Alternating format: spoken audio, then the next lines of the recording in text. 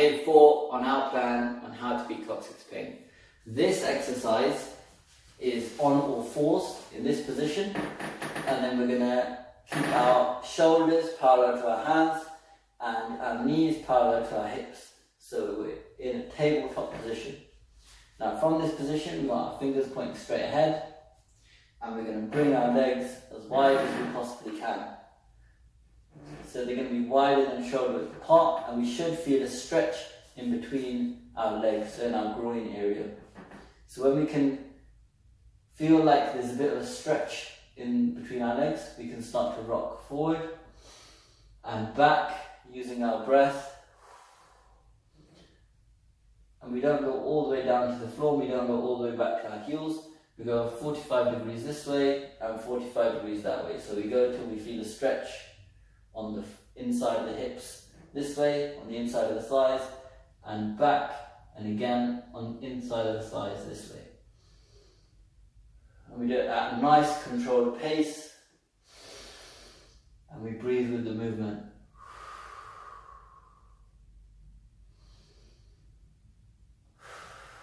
Now this may look funny, but it works on the attachments, the muscles that attach onto the coccyx, and it helps to release those muscles. And releasing tension in those muscles will help to release pain in the area. Again, we're going to do this every 2 to 3 hours, and repetition is the key. So we don't want to push it too hard in one session, but we want to make sure that we consistently keep working on these muscles in this area. Remember, as we talked about in previous videos, icing the coccyx area 10 minutes in the morning, 10 minutes in the evening is very important. You can also do it after you do any exercise or after you've had a long period of sitting.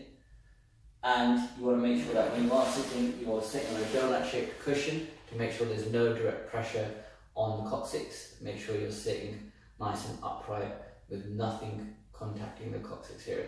So once we've done that forward and back, we're going to go side to side. Just going to go as far as we can to either side. Again, so we were rocking forward and back, now we're rocking side to side.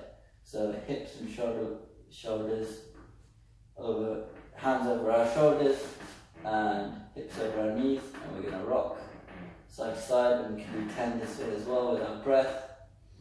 And then we can do a combination of wherever we feel the stretch. So if it's back here, we can just focus in and do a couple more repetitions there. If this is feeling relieving in terms of leaning to one side and releasing off pressure off the coccyx that way, we can focus in on that, and that's it. So it'll take you 2 to 3 minutes, and you want to do this every 2 to 3 hours if you're working in an office.